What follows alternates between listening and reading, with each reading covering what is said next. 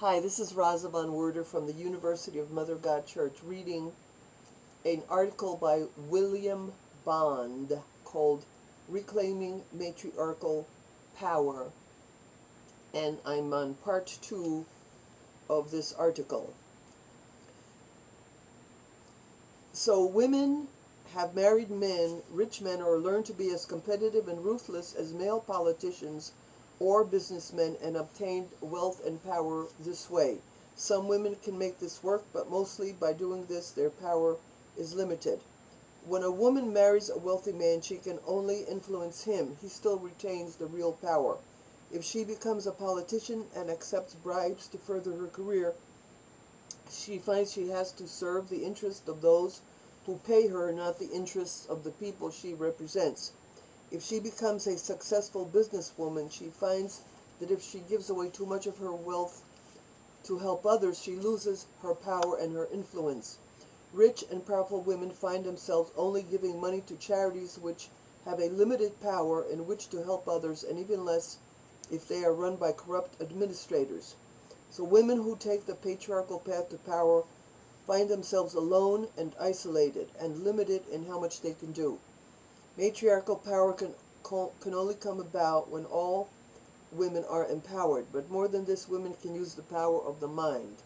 There are many positive thinking books that teach us that a positive frame of mind can give us everything we want and desire.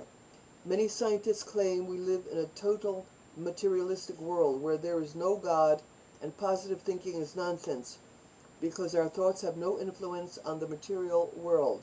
But science holds a dark secret, and that is quantum physics and the double-slit experiment.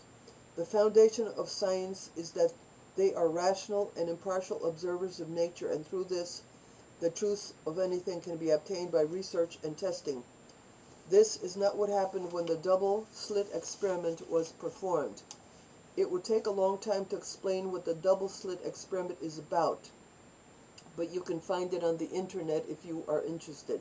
The point is that it showed clearly that the thoughts and expectations of the scientists running the experiment can change its whole nature. This means that positive thinking does have a scientific foundation. Our thoughts, expectations, and beliefs do influence our physical world. If we accept this, then this nullifies the physical advantage that men have over women. Yet again, positive thinking is framed in a masculine mindset.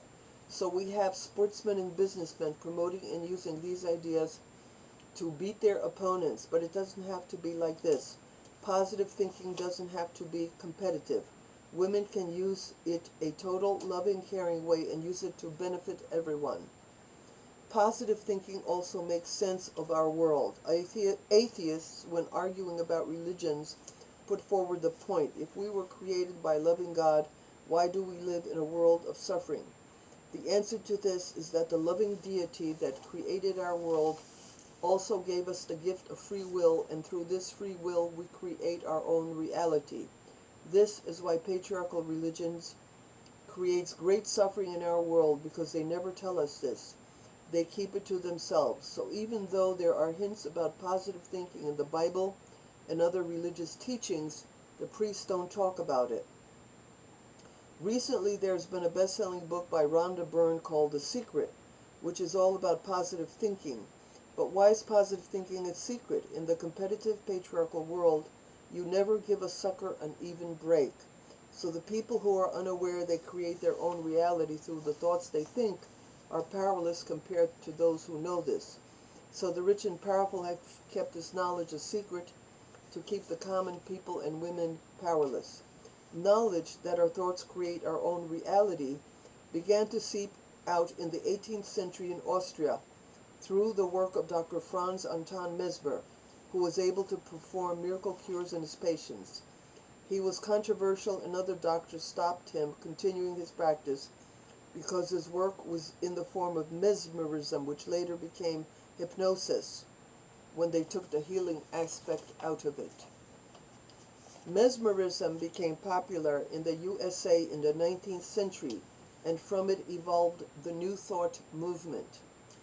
The most well-known and controversial member of this was Mary Baker Eddy, who was the founder of the Christian Science Church. Then at the 20th century, the New Thought movement was changed into positive thinking. The difference between the two is that New Thought focused more on healing people, while positive thinking is more about how to make lots of money. If we were able to accept the concept that we create our own reality through the thoughts we think, then this is a big help to women in general, because positive thinking doesn't depend on physical size, strength, or aggression to make it work. This is why a matriarchal religion would be a great help to women, because it can worship a feminine deity and teach positive thinking to empower women. It can also give a powerful message of love and oneness. Concepts like we create our own reality can overcome masculine power completely. The argument against matriarchy is that we won't be able to defend itself against violent and aggressive men. But if we accept we live in a world of mind, then women can defend themselves against masculine physical force by not accepting it into their reality. More than this, men will make themselves weaker if they continue to use physical force, because mental and spiritual power is far stronger than material power. It is far easier for women to tune into the loving power of the feminine creator, because you can find oneness through love and harmony. And in spite of what patriarchy teaches, love is the most powerful and unifying force in the universe. All right, that's the end of the article by William Bond on reclaiming matriarchal power. William Bond is a associate of mine. He's been my best matriarchal friend for years on the internet. We have been partners in promoting matriarchy, and it has begun to push itself into the mainstream, with women writing articles like The End of Men on the cover of like Time magazine. Hannah Rosen was her name, and many other things, hundreds and hundreds of mainstream work, and then the work of Female Supremacy Now, and the work of the women in the Ukraine. I don't know why I can't think of their title right now, but the women in the Ukraine who are fighting against the status quo and jumping on altars and saying, "I am Mother God." That came out of Woman Thou Art God. She said, naked, with a naked chest, and she said, "I am God."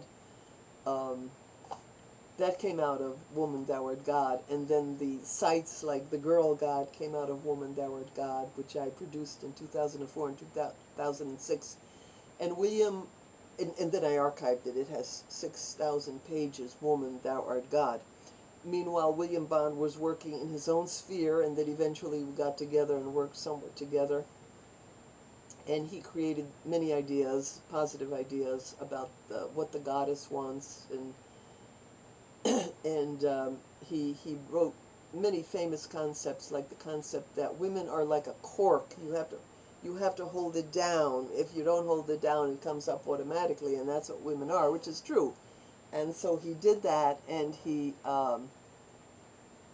that's his famous statement and concept. And he did many other things, wrote many other things about why women must rule the family and the world, and it's basically because they are maternal and they care about people, and how the feminine divine is different than the masculine demonic. To be continued. We shall be back.